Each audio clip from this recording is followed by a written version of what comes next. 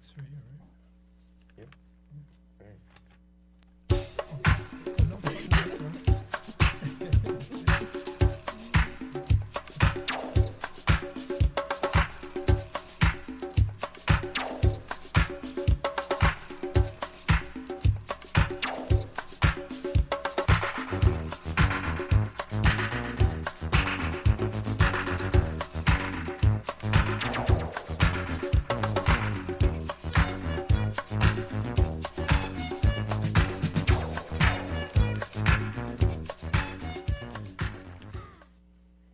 Good afternoon, good good afternoon. afternoon, Good and afternoon. blessings. Yes. Lord, I thank God for another opportunity. I tell you, I'm always so glad to be here and to share this knowledge that I have with you all because that's what it's all about.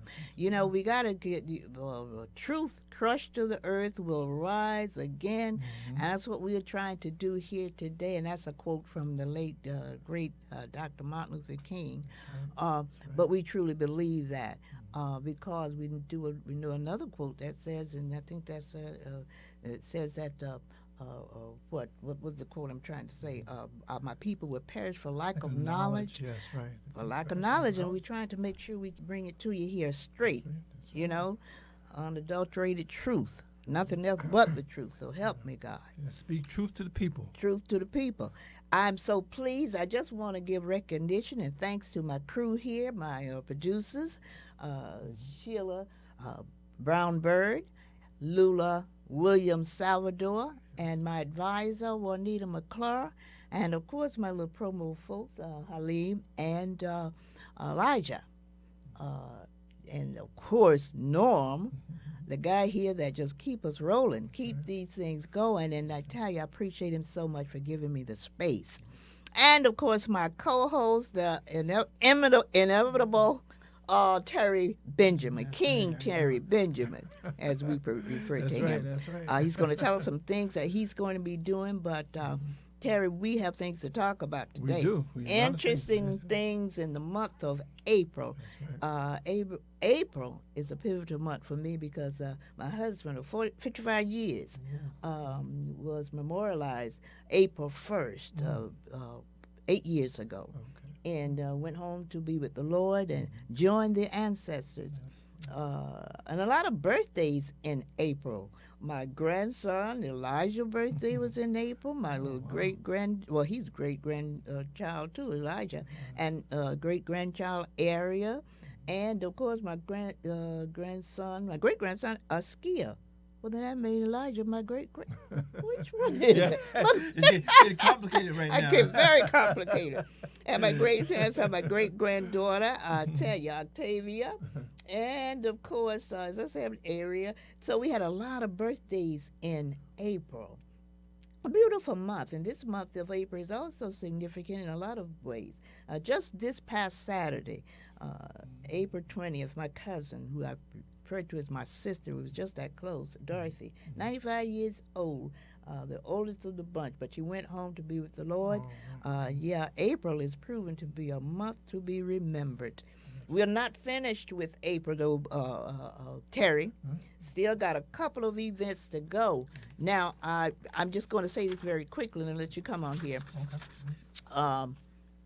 Next Saturday, Oh, wow. Okay. I'm going to be with the men of St. John's, and they present a subject titled, Can We Talk? An honest conversation between men and women, and that black men and women. I'll add that one on. They didn't have it here. Communicating with purpose. And that's going to be at St. John's Baptist Church, 525 Bromhall Avenue in Jersey City. And I would look so much for as many of you can come and participate because that's going to be a dynamite. And we're going to talk about that further, but that's going to be a dynamite conference. That's April 27th. And this month of April has been very monumental, as I said before, because just last week, week before last, I was at the Consolidated High School commemorate historical marker unveiling ceremony. and that's an event that took place April 6th in Lake Butler, Florida, a little town that I grew up around because I actually grew up in the little hamlet of Providence.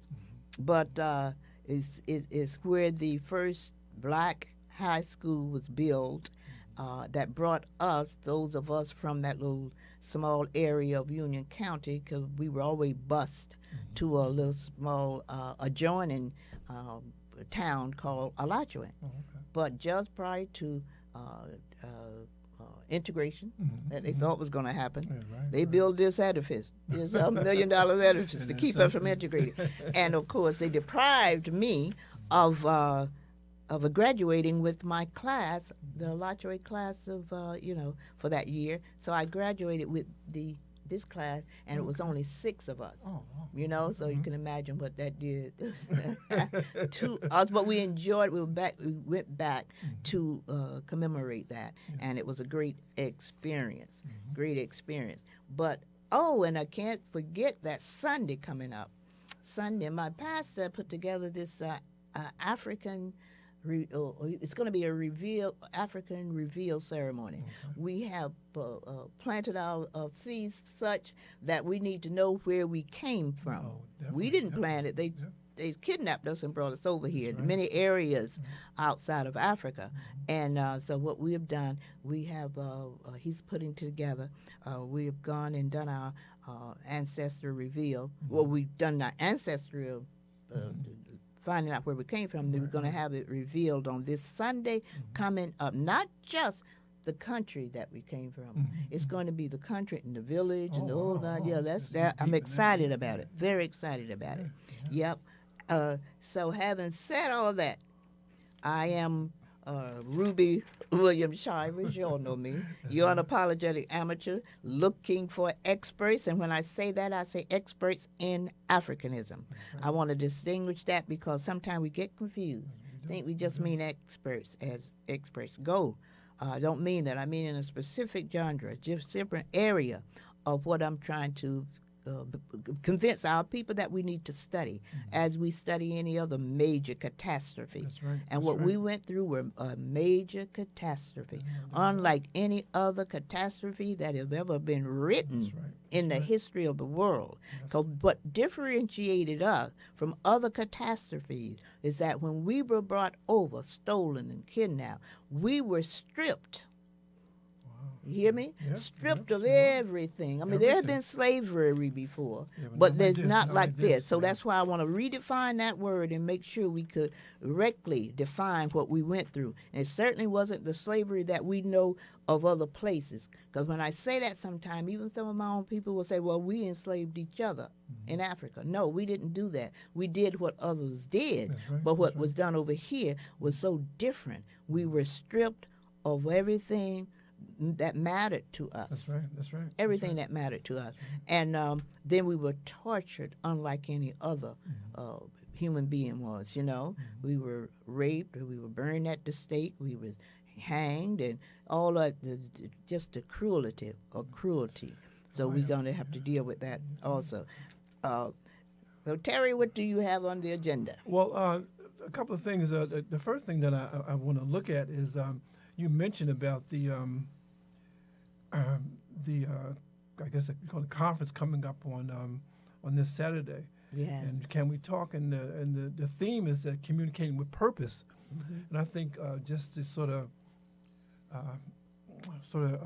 respond to that is that again the communication has to be a situation that it is on purpose.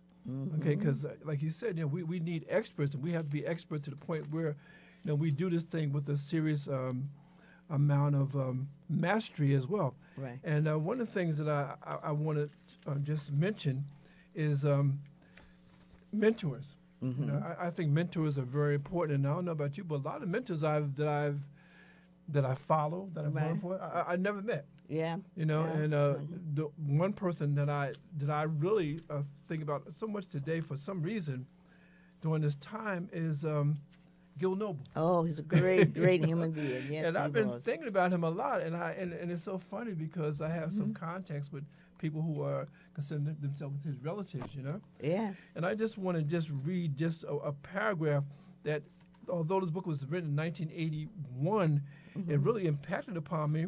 And he says this. He says here, reading has helped me to become more effective at what I do. Reading can help anyone, no matter what they do. Through this means I have found people in history who have similar problems to mine. Studying how these individuals solve their problems helped me solve my own. And the thing that I want to bring out that he mentioned, I know you can really relate to, he says here on page 96, he said, Africa is the fundamental element of my being.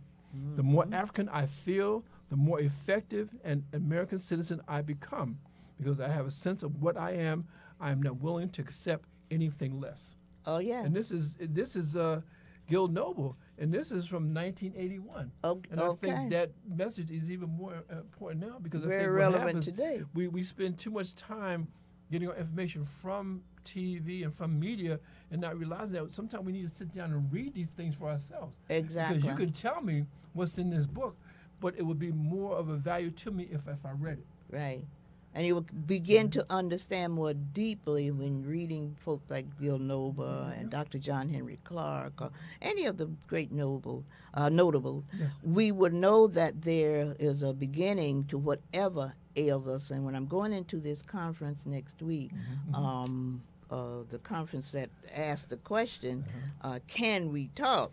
Even that, or anything that we find amiss to what we think we should be doing or don't have an answer for it, it all stems from a place. Yes. And my question to you, and I'm just curious, why did they pick you for this? What made them come to you? Hey. I mean, they made a good choice. Maybe I should ask you that. they made a good I'm not choice. quite sure. I'm not quite sure yet. But I guess, just thinking of my topic here, I guess they've heard me talk enough about how we are we're part of a system. That's right. A continued system that continue to demean and demote our values. That's right. Yeah. And as a result of that, has an effect on how we treat each other. Exactly. Now, at least we know that nothing just comes out of thin air. That's right. Whatever we have come to be reflect what have happened to us. And that's my contention. I contend that we are what we have, what been put upon us over the 400 years. Not to try to see that as an excuse, because in my book, if you remember I said about the word excuse and explanation. That's right. We, as African people, should never allow anyone to use that word with us, because they don't know. We have not been studied enough to know if what we're saying is an excuse or just legitimate. So we call it an explanation when maybe other folks who have been studied, who have had the benefit of psychoanalysis or whatever it takes to find out what people are, then they only have excuses. Because that's your excuse when you're born out of white privilege. And the explanation is when slavery has been your background. You know what I mean? So when they ask the question, why aren't we more together? And I'm saying to myself, I don't know if it's old school or what, but old school because we know what had happened to us as a people that separated us purposely. It wasn't, it was by design. So until we understand that, and what you see happening to us as black women and black men are not communicating or whatever, then we got to go back to the beginning of why this happening to us. Because I can only speculate, but I'm speculating that one of the reasons that they asked you to be on the panel is that you had a long marriage. You were married for a very long time. 55 years, blessed 55 years. But hey, was not perfect by any stretch of the imagination. No, I know it's not but perfect. At least having known what I know about our black men and what I know what we've been gone through, not just the black men, black women, our whole system have been affected. Our whole system have been turned upside down. And it's been to a point where white supremacy is such that will set up situation that cause you to go against each other, and so those of us who don't understand it, but for those of us who understand it clearly, we see the connection. But if you say 55 years, I mean, you have to understand. I mean, I was married twice. The first time was 20 years, and Second time was 10 years, so I have 30 years, but 30 not years ago. continuous. Right, And right. yours was continuous.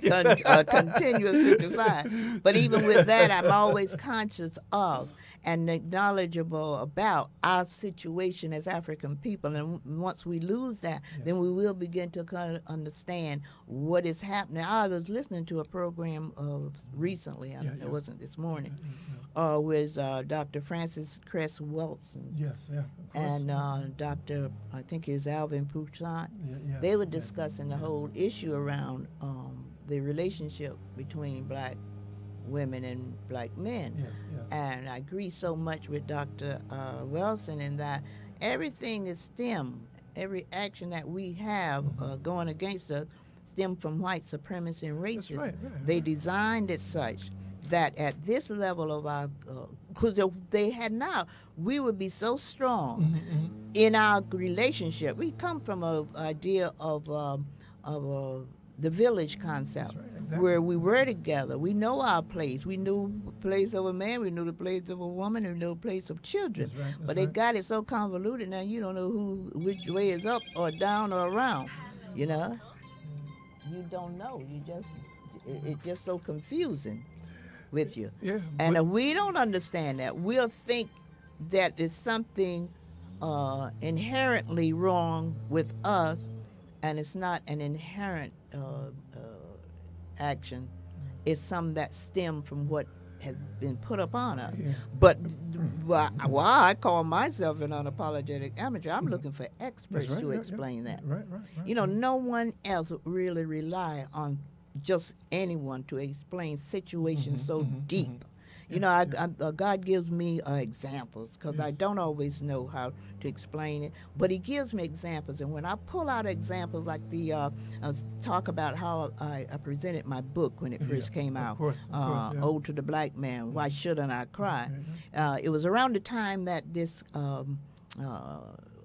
pandemic came through. Yeah. And the pandemic came through, and what God showed me is how people ran to who they called expert. They knew that they shouldn't go to any Tom, Dick, or Harry. That's right, that's They right, knew that's that right. there was not the celebrities they were going to. It was not the academicians. It was not even the president of the United States, because I keep there. Remember the president at that time, who it was? Yeah, well, yeah, And he told us to inject yeah, ourselves yeah, with bleach. That was Now a this- nightmare. That was a nightmare because he was the most powerful man That's in the right, he world. was, yeah, So yeah, we were yeah. to go for power or educators or who had been educated. As a matter of fact, I went at some point to my primary doctor. Yes. I went to ask him the question, but he immediately, now with all his expertise Yeah, and whatever yeah, else he yeah. was doing, he said to me, "I'm not the expert." I'm not the expert. So yeah, he yeah, knows yeah, what it takes to do certain things with certain yeah, people or whatever. yeah. We forget that sometimes, so we'll go to anybody to find out what's wrong with us doing this and doing that. yeah. No. We got to make sure we get these experts who have done the research to tell me or to tell you why we are not communicating in a manner that we think we should be communicating. Yeah, in. and I think the beautiful thing about that is the fact that, you know, at this particular point, you know, Gil Noble talks about Roots, when Roots came in. And everybody was really so happy about that program and loved the program, not realizing that it was produced by whites for white people. Okay, and that's why they got O.J. Simpson and they got Ben Vereen and all these people who were a little more palatable to whites. I'm not saying that, you know, I'm not saying they're sellouts or anything like that there, but I'm just saying that a lot of times the person who's telling the story Right. is the one who controls the story. Right, exactly. So if they're telling the story and you're not in the story, Right. you think it's going to be an accurate story? Yeah, I yeah. think not. Yeah, no, I know not. I know not. One of the I was trying to be reasons- kind. I gotta Be kind. diplomatic. You are always a kind person. I was thinking about myself in terms of whatever I can contribute to whatever conversation. But it comes from a point. God has given me the wherewithal to know that He gives me a lot of wisdom with my age. Comes to wisdom. But I know that I'm not the expert in a whole lot of issues. Maybe a lot of expert in some things, but not this. And when I say an expert in Africanism, because what I have poured out some things through my amateurism That's right. Yeah. that the expert can grab onto, maybe hadn't thought about it. Because I understand that just listening to even who I consider experts in Africanism, sometimes they're just a little off base into where they really need to come from. That's right. That's right. But even from a kid, I think I tell the story about when I was a young youth delegate to somewhere, one of my conferences that the church sent us to. And I got up in front of those folks, and that was just prior to integration, and the question was, are we ready for integration? But you see what that does to your mind? To ask, are we ready for integration, means that you think there's something amiss with you, something inferior to what other folks are about. So when I was in that conversation that particular Sunday, and the young lady said, are we ready for integration? And then someone got up and said, no, we really are not. Said, because, first of all, they named about 3 things. We don't know how to eat properly. Say we don't know how to speak properly. We don't know how to. When they said that, I jumped up. I said, really? We mean we have to get prepared for someone like this who have enslaved us? And I went the whole route. Of course, First of all, we taught them how to clean. Who says? Yeah, who says we need to? So from that point, I was always very conscious of my situation in the frame of things. Of course. Then when I started writing my book, now my first book was, as I said, verbal healing. I began to hear us as African people talk negatively about ourselves in ways that I knew it wasn't natural. We didn't just think that. It must have been put upon us and taught that, And so what I did was I compiled this book, a compilation of about 131 such sayings, and I wrote them down so we could begin to understand. No, 159. Excuse me. Got to pick up this book, Verbal Healing. Verbal healing. Right, we must reject tired, trite, tasteless, and other nonsensical expressions that keep us damaged. And what this does, it tells you all the enumeration that we've made about ourselves and said about ourselves that did not come natural, but it was from this white supremacy thing that we've been going through, and not knowing that there's many negative things that come from that. And if you don't know that, you'll think you are. This is what you think yourself. And I'm just going to go through the history. Just going to name a few. We used to say we are our worst enemy. Now, where did that come from? That didn't come from us. That comes from someone who injected that kind of notion in us that we are our worst enemy. And we were talking the other day with friends, and they used the word colored people time. It's interesting because we pick up on things time, that, right? CP time. We pick up on things that other folks have put out there about us, and innocently we don't even recognize what we're saying at the time. But let me just read you a verse of what this great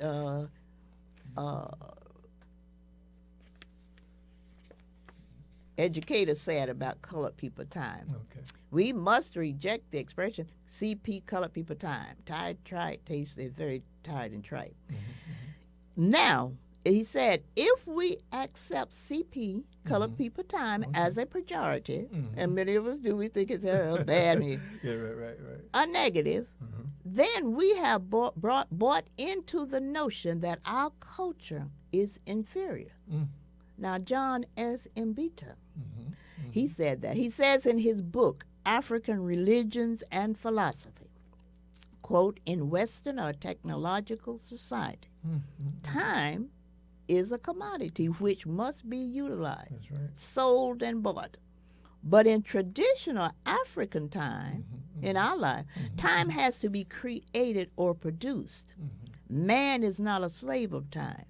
Instead, he, quote, makes as much time as he wants. See, so while we're using it as a pejorative, it is a cultural thing with us, and it doesn't mean, and plus it's not true that we work on CP time, because we know over here we got to work on the man's time. Because if I wasn't on time to get to work, I'll get fired. But we have to know that there is a phenomenon around our concept of time to others. We may go out just for entertainment. You tell me to be there at 3 o'clock, and I may come 3:30 because I don't value the time like that. Our time is we, So, but it's not that we follow that when we know we are in. When you're in Rome, do what the Romans do. Well, that's you know, true. Yeah. so we kind of do that, and but if we're not careful, everything we do is a negative. See what I'm saying? It's not necessarily negative. It may just be cultural, and we just have to adapt to what it is that we are involved. Another thing we kind of black people don't stick together. It's another thing we kind of say all the time. Well, if we don't stick together, we wouldn't be as far along as we are if we don't stick together. Now that's not to say we shouldn't be more together, because again, that's the system that have separated us. Again, that's not an excuse. So don't look at me and say, Ruby, you're making an excuse. We don't have excuses. We do not have excuse. We have explanation. So I'm not being prejudiced, but, and another one, I know you heard a lot. Black folk are like crabs in a barrel. Now you know we all in a barrel. So where did we get that from? That was created around us trying to think that we're pulling on each other. But who created the barrel and who identified us being in the barrel? There's a whole lot of stuff. Who created the rat race?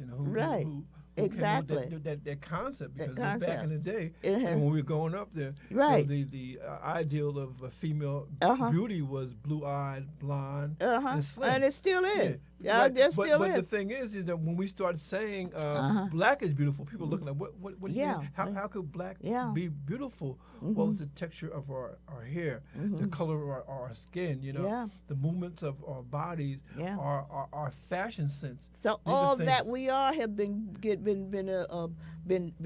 put upon by people who control. And those folks who brought us over here in slavery controlled the situation. Now, they're the smartest part of the population, but they call us the minority. We're a minority in this country. I mean, but when they say that, then you'll begin to believe you're the minority throughout. But you're only minority in this country. But the black and people of color are the majority. White folks are only like 1/10% of the population over the world. But we're not they're just the dominant people, because they have the money and the power and whatever. And with that, the connection. So the problem with a lot of people who are not of the minority, and then really is becoming the minority majority, because when we look at not just what we are here in America, but we look at our situation worldwide, it's a different picture. Yeah. We're a different perspective, and that's why I really like speaking to you, because you traveled outside this country. There's some people who've never been outside the country. Exactly. If they've never been outside the country, they're going to have a very narrow view of what the world really is. The world is not America. It's like somebody lived in a neighborhood for all their life, not realizing that there's another part of the state, New Jersey. I mean, I lived in Elizabeth for many, many years before I even just knew that it was a Cranford. And I'm almost embarrassed to say that. And at that time, back in the day, you could take a train from Elizabeth to Cranford. You can't do that now because it doesn't run that way. But the point I'm making is that if I hadn't gotten out of that neighborhood, I would have never fulfilled the potential I had within me. And so when you talk about Africa, when you talk about Africanisms, we have to go back and look at that, because if we don't, we will never be able to fulfill our potential and we won't as know. a people. Exactly. And that's sad. And we can't afford it right now. You can't afford it, because we can't afford it. And my second book, my second book, there were victims of confusion, just what you're talking about. Victims of confusion, because you will begin to be confused if you don't understand the dynamics of what this system has done to you. You really won't. You can't even imagine what the system can do to a person. Now, that's why I'm each time I come on, I use the term, I'm an unapologetic amateur looking for experts in Africanism, because I'm very confident if we don't understand what this system has done, everything else just going to be blurred. Of course. Now the 15-step program to reverse the damage of slavery. I tried. This was back. I don't know when I wrote the book, but anyway. That was a little while back. What's the copyright on that? When did you create that masterpiece? Right. You say you can break free from confusion. Confusion is a serious problem, I want to thank my folks for coming on and listening. Robert, Oh, Robert is they're watching. here. Oh, Devon, I tell you, Tillis, where are you, my man? I tell you, he's over there somewhere on vacation, and I don't know where, playing dynamic. He said, Rashida Johnson, thanks, baby. You always listen. I appreciate it. Laura Lynn, peace to you. I'll greet Devon said, greeting family. Dina Robinson, thank God. You always listen. Louis Salvador, Sharon, Samari, my nephew. My grandchild here. I'm getting confused. Good afternoon, family. That's my son, Lloyd Shiver. Askia, my grandson.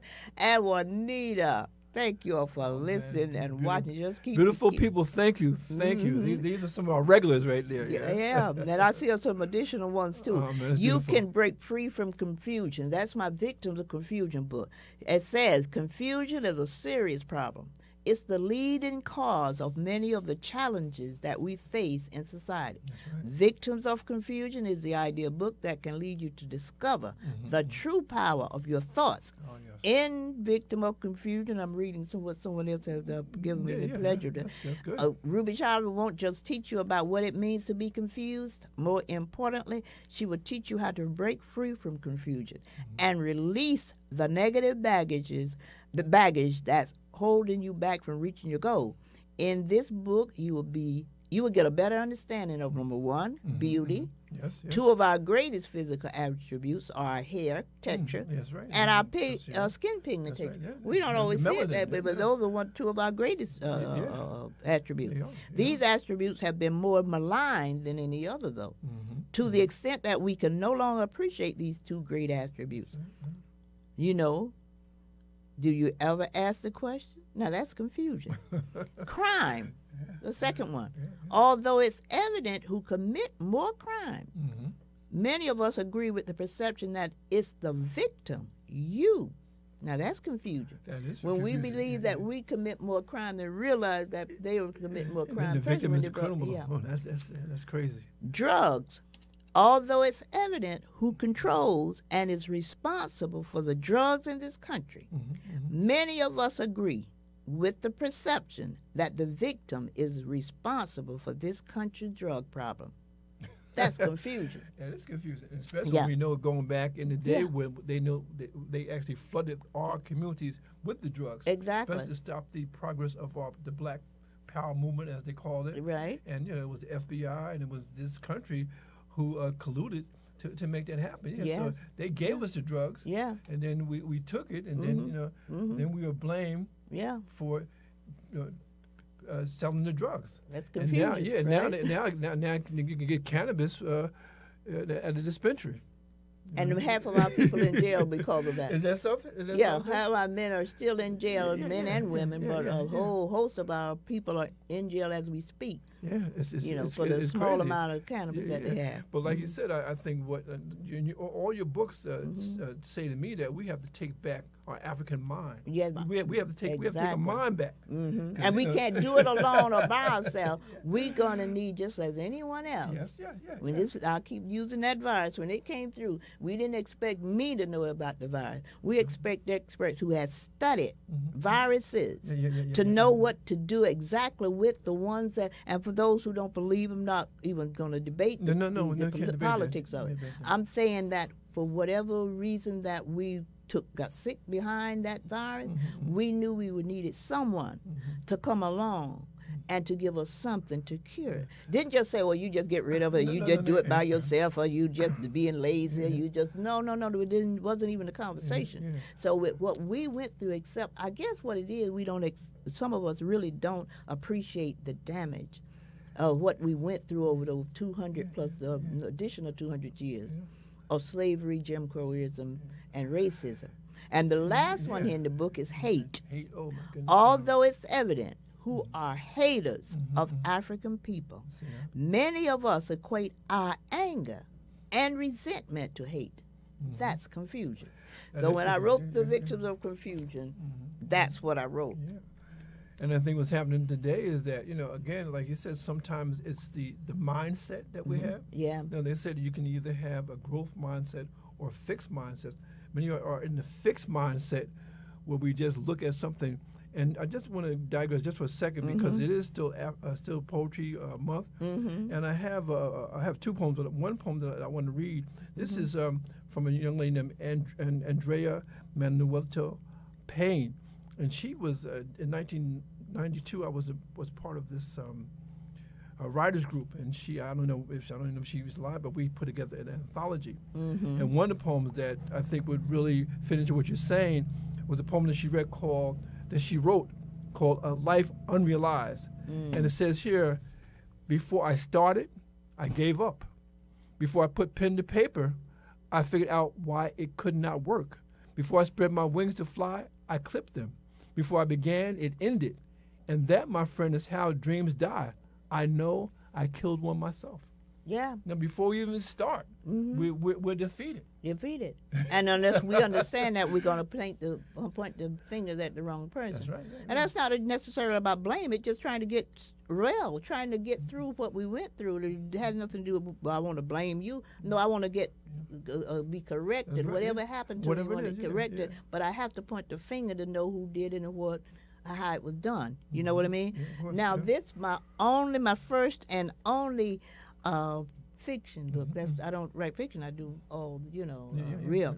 Based on But your this research, this is a book called The Quarters, and it's a book based on not based on it, just a reminiscence of where the little town I came from that I just went back to last week. Yeah, you know, you're gonna put that town in the map. put it on After the all is map. said I and thought done. about that. I said, you know what? It had such an effect on me, even when I left. The quarters, I didn't live in the quarters. My dad was such that he would not allow us to live in the quarters. I We hear, always I had the hear. house on the hill, sort course, of of course. outside of the quarters, and it was always interesting because even in the quarters there was the good, bad, and the ugly. Yes, of course. But they lived the life that was thrown to them. Yes. You know, and they didn't have, I guess everyone didn't have the dad like I had to make sure, say, well, I just, kind of That makes a want to difference elevate. to a certain extent. Yeah, but it was an interesting life. I met a lot of interesting people. I remember folks who was very beautiful people, kind people. You knew the whiskey, the drinking, the ladies, well, or whatever. that was part But of part our of that, culture there. it Yeah. colored part of the culture. Yeah. And so the book I wrote called The Quarters, very interesting read. I hope one day to get it into use it. Play a movie. Well, what you can do, like I said, you reformat it, put it format of a screenplay. Because what happens, at this point, black people are making movies. We are making movies. We've sort of mastered that. And that's particular very concept. necessary It is because necessary. sometimes what you see Yeah, is more impactful than what you hear. But who's telling the story too? Right? Okay, yeah. Because if they tell the story, the it's not valid gonna be person. Of course, my last book I talked to people about is Why Shouldn't I Cry? Ode to the Black Man. And that came from the notion that everyone else cries about that what ails them, that what bothers them, what has affected their lives. And if they can cry about it, I know we just recently had the what was the last celebration? Well, just say, for instance, 9/11, however that came about. Well, it was some sense. Yeah. But 9/11, people get together, they cry, they mourn, they call names, and they recognize people, and it's just normal. That's normal. You don't forget those things. But think about ours. What we went through was more serious than anyone else, as I said. Yeah, of course. That we can think about or read about. But we're not allowed to cry when we try to remember. They said, "Oh, that was then. That's over." Yeah. That kind of stuff. And get over Get it. past Get over it. it. You know what I past mean? it, yeah. And even when we were being affected, and this is the kicker.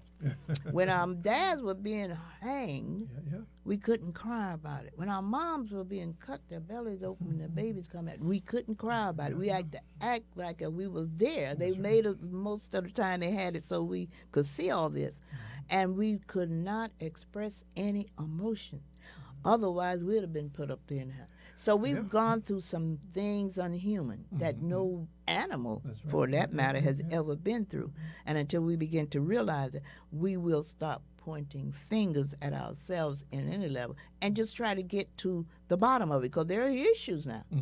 There are issues that we got to correct in ourselves. But until we know where they're coming from or how they got here, we won't have a reason to know how to correct them. We just can't correct them. Especially when they're trying to erase our history. Yeah. And ban books that have anything with black people in and black history. And, it's Right. funny. I mean, that's the height of white privilege. That you could actually say, you know what, I don't want this history to be revealed because it makes me feel uncomfortable. Make my children feel uncomfortable. That's the height of white privilege. That's the height I of wish it. I would come and tell somebody, I don't want you to write that because it makes me feel uncomfortable. Yeah, but that is what it is. That's exactly and what it that's is. what they're That's all doing it is. as we speak. Yeah, That's what's being done with our school system, with our libraries, with our, every mentioning library. I hear that you're going to be doing something at the library. Yes. As a matter of fact, on as part of the Juneteenth celebration of the citywide celebration of Juneteenth in Rahway, I've been asked to be the keynote speaker. Okay. And I'm at the point now just trying to put some ideas together. But I think what I'm going to do, I'm going to go back to the Frederick Douglass speech where he talks about what does 4th of July mean to the slave. And I think I'm going to use that as my takeoff point to say, what does Juneteenth mean to us? I mean, I think it means different things to different people, but then realize that some people didn't know what Juneteenth was. And before we started celebration as a national holiday, it was being celebrated long before that. But again, I think it comes down to the fact, give us an idea, the people an idea what Juneteenth is. Well, basically, it's a celebration where the slaves were actually told that they were free. Now, you have to understand, this was sometime after the proclamation was, after it was done, and they sort of found out about it. And so then they found out about it, and they started celebrating. And then it was celebrated in Houston, Texas, which is kind of interesting. And now sort of nationwide. But I think the thing that I really want to focus on is the fact that sometimes we look for other people to validate us, realizing that we can validate ourselves. I mean, I'm glad that it's a national holiday, but I think we have to understand what it really, truly means at this particular time in our history. Oh, yeah, definitely. And there again, it's not so much that we allow or looking for people to validate us. That's just what it is. That's right. White society have promoted the issue that we nothing and nobody, and we're not even giving us a opportunity. That's right. So they have been in control, and once we understand that they are in control That's right.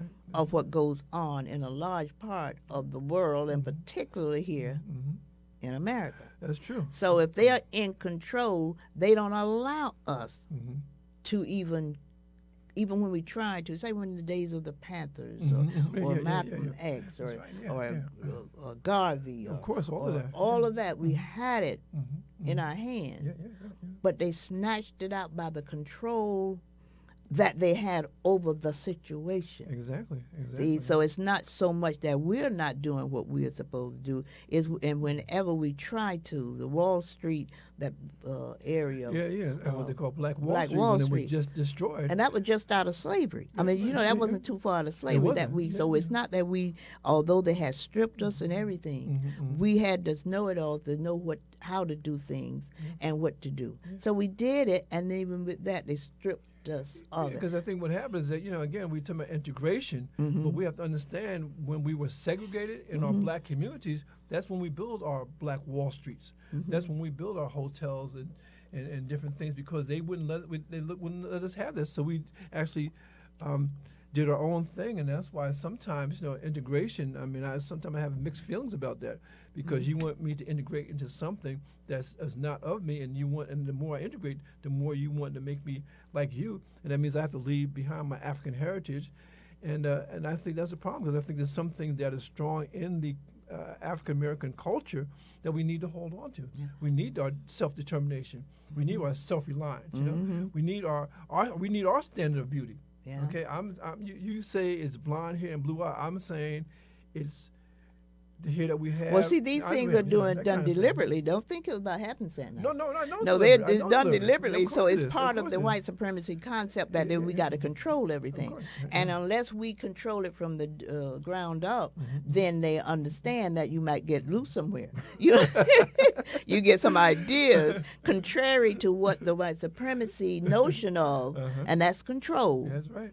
That's all it is. And once we begin to understand that clearly, we'll work from that perspective. Whatever we do, I don't care what I walk out of the house in the morning, doesn't mean it has nothing to do with hate. It has nothing to do with dislike. It has to do with reservation, preservation and reservation of ourselves and our culture. Yes, yes. You know, because if we don't we don't get back to what we lost, our children going to be in worse shape.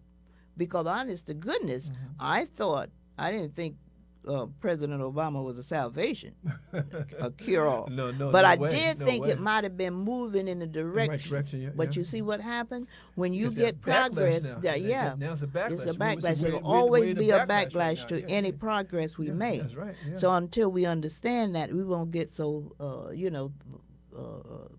peaceful in what little accomplishment we make. Or get complacent because complacent we in were what very comfortable after 8 years of Yeah. Obama, realizing that he didn't do all that he could have done because he was blocked in he was blocked. in the political arena. I mean, that some people say, well, his presidency was more symbolic than actual. I don't agree with that. I think he did some very, he did some things he did some in things. spite in spite of that. the resistance. But I think we have to be clear, and he tried to make clear in the beginning, he was not the president for black people, he was the president for all people.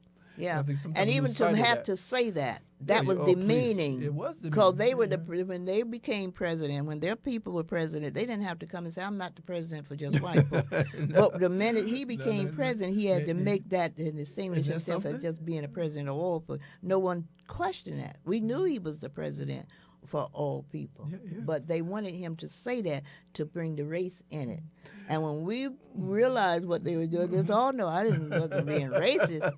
I was just being, but there was no need for them to even make that statement because we understood and he understood that he was the president for all people. But now we find ourselves almost in a similar situation. You have Joe Biden saying, I'm the president for not just the MAGA crowd, but for the regular people.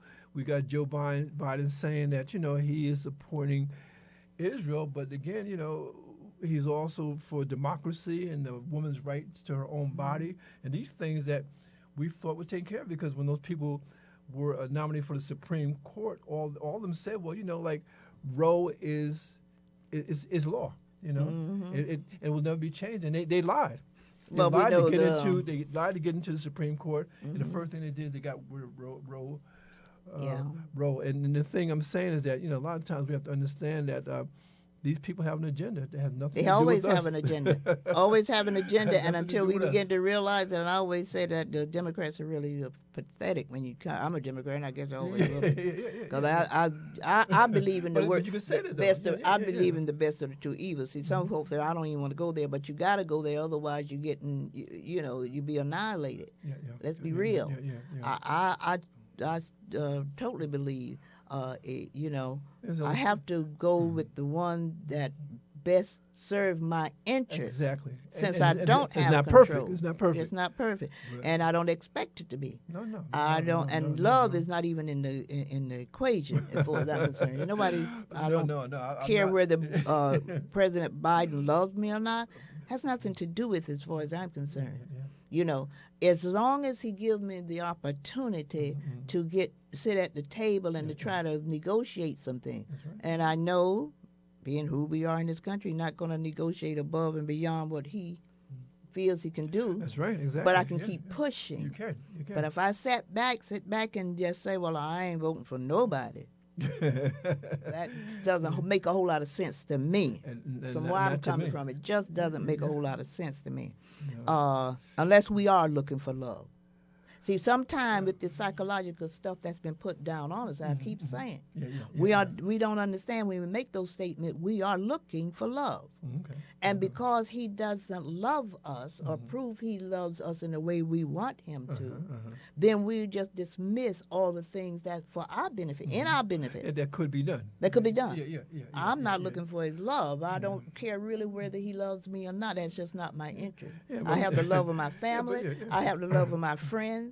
But when I have that, and I have the love of God, That's right. and if I have the love of God, all that other stuff don't matter. But that's Just kind the point, of do me right as best you can. Right, like when I was working, when I go to work, and I put in a certain many hours, I don't want the boss to love me. I just want Right. to give me my check My paycheck. that I work for, Yeah. And that's why, again, when people like myself are retired and whatnot, and I don't feel any thing wrong with getting my check every month Yeah. because I paid into that particular fund. Right. So what is given to me is what what I work for. What you deserve to get. Exactly. So you don't have to love me to give me this money. I Exactly. work for that. I often make the comparison to sort of slavery. Yes, yes. I'm sure those folks who were on the different plantations, and we know about them because we read about them. Of course. One was where the boss was lynched every other day, you know, at will. Yeah. Well, Then there was the other he one. had that power, yeah. I write about it in my book here, where this guy, his name was Crawford, came into my daddy's house, and my daddy ran him out. Oh, wow.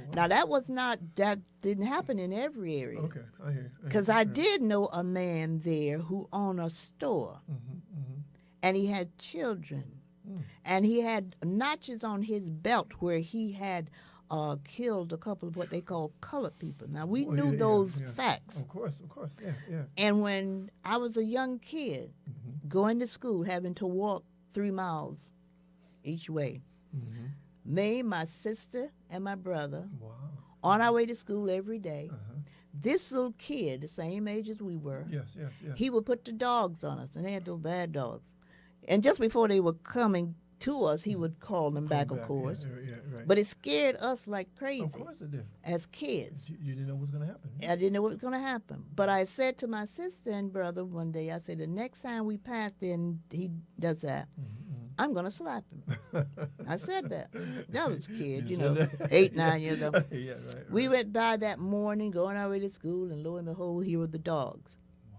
He put the dogs and he set the dog, and when he brought the dogs back, I slapped him to heaven. And when I slapped him, What? yeah, he said, Ma, and his mom had a reputation. Her mom had a reputation to be a bad white lady.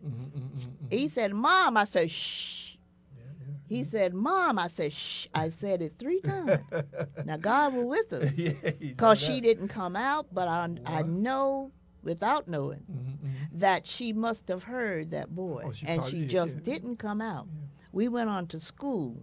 I was looking for anything when we came back after school. I just knew we had to pass there. I thought there was going to be my dad there with them doing whatever. Of course. And there was nothing. And I always knew that she had to have heard him. So that was God and the miracle That's right. that saved and her inner humanity, because Yeah. she knew he was wrong. she knew it was She wrong. knew he was wrong. And so they are as bad as you kind of sometimes allow them to be. But having said all that, I'll get back to saying that the difference between us voting for one person or the other. Now, if I'm on a plantation and I know that this white man lynched me and killed me and raped me every time he got a chance, but I heard that the other one didn't, Yes. I would not still want to be enslaved, and I still would not want to be on a plantation. No, of course not. But if you have asked me what I would rather, Yeah, right. no question. No question. I'll go there take my chance Yes. on Mr. Brown rather than Mr. Crawford. That's right, exactly. So the That's right, same yeah. as what we're in now with the situation of politics. Yes. You know, Right. you do what's best in your interest own because you interest, can't yeah. just stay silently by. If you do, you're going to be the one get grabbed up by the It's man not with the rope. realistic. Yeah. Oh, yeah. Exactly. Yeah. Yeah, let's be real about that one. So that's just my little take on politics. I'm not a politician, believe me, by no stretch of the Yeah, but imagination. we're living through these But we're living through perilous times, perilous I call time, it. and we Perilous. got to do things that our children will know to follow. Because if we can't give them any direction, we can't tell them, give some explanation around why we do what we do, then they'll begin to believe too that it's just about love. That's right. But They it's can't- not they about can't love. do anything, yes. Yeah, it's just not about that. It's about what's in your best interest. That's right. What works in your best interest, and if that's what's working in your best interest, then that's what you do. But again, I am just so pleased that we have this opportunity. God has given me the opportunity to come here every week That's right. Every Monday. and every 4 to Monday 5. 4 to 5 and share Yes. the knowledge that we have that has been given to us, because that's what I believe. Each one teach one. I agree. There's a lot of things that's going on in our lives as African people, even today. Of course. Of That's course. different from what it was even 10 years ago. Oh, no doubt about it. No doubt about it. And we need to be aware of that, too. You need to be very aware of that, because if we're not, we're going to get caught up. We'll be back We'll be very, very back. I don't think Don't we'll wanna ever go get back back there. to No, slavery, no, but you but wanna we'll s- be back further than we want to go Exactly. if we don't understand clearly, what we're getting involved in, and why we're getting involved in it. You know. We made progress, but like you said, it's a little more for us to go. And in fact, right now, democracy is at issue with these two people who are running for president. So yeah, we have to be more aware. But like I said, I refer to you, and I really thank you for your efforts in terms of just having us reclaim our African mind. Yes. We got to have that mind that we had in Africa. Yeah. Because that was where we were doing the great things. Yes.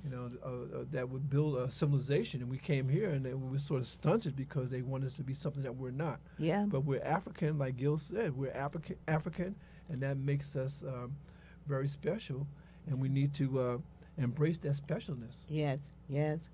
And when you brought over in a situation like what we were kidnapped and brought over to build this place, and it wasn't just by happenstance. And when we came over, I always say we were not slaves. We were enslaved, but we were not slaves. We were kings and queens, and I want to ask my audience: are you all following my advice when we ask you all to play a little game with us? Play a little game of queens and kings. That's right. We're saying when we look at each other, Lorraine Bonner, hi Ruby, I was late getting on, but I'm watching. Oh, praise the Lord. Shalonda, Will Smith, Laura Lynn, peace. Okay, I'm so glad you all are watching. Yeah, but when we come on, I forgot what I was saying now. I was so excited about my guest. But we got to continue to move people in a direction of reclaiming ourselves. That's right. Take back our mind. Yeah, take back our African mind. And that is important, very necessary, because if we don't, we will continue. As I said, we'll continue to get confused. As even the commentation we're doing here, commentary we're doing here, some people may get confused. It's not about not liking anybody, hate, or whatever the case may be. We're just trying to regain ourselves. A lot bigger than that. Gain ourselves and to make our children understand clearly who they are. That's one of the reasons I'm so excited about what's coming up Sunday. Because as my pastor said, when our children go within the group of other folks who know where they came from, and they can't point to where they came from except to say South Carolina, North Carolina, or Florida, then we want them to know, no, there's a place. There's a place, a beautiful place on this earth called Africa. You came from there. Was another name, Alkebulan, and even further back than that it was named. But with Sunday, going to be revealed the village that I came from. I'm excited about it. I'm just so excited. I can't wait to Sunday. But we're going to have this big celebration. And that's what my pastor does. He's very Afrocentric, but he just knows what he knows. And he brings us information all the time. Every Sunday, I get something from him that validates what I'm trying to do here. Because he knows very quickly. One of the things as a youngster I was confused about in terms of the different religions.